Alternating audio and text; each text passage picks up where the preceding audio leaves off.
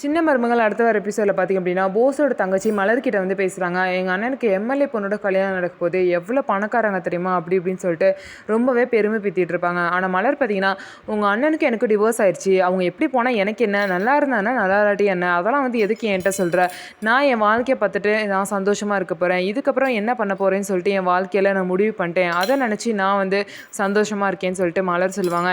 நீ என்ன பண்ண போகிற, மிஞ்சி மிஞ்சி போனால் சாம்பார் பண்ணுவேன், புளிக்குழம்பு பண்ணுவேன், ரசம் வத்த குழம்பு இதை தான் பண்ணுவேன், வேறு என்ன அவனுக்கு பண்ண தெரியும்னு சொல்லிட்டு ரொம்பவே கிண்டலாக பார்த்தீங்கன்னா போஸோட தங்கச்சி வந்து மலர சொல்லுவாங்க.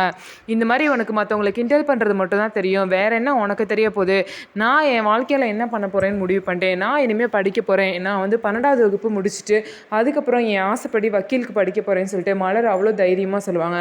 ஸோ மலர் சொன்ன மாதிரியே வந்து அவங்களும் தமிழ் செல்வி மாதிரியே அவங்களோட குறிக்கோளில் வெற்றி பெறுவாங்களா அப்படின்னு சொல்லிட்டு வெயிட் பண்ணி பார்ப்போம். நம்ம வீடியோ உங்களுக்கு பிடிச்சிருந்தா நம்ம வீடியோவை லைக் பண்ணிக்கோங்க, மறக்காமல் நம்மளோட சேனலை சப்ஸ்கிரைப் பண்ணிவிட்டு பாருங்கள்.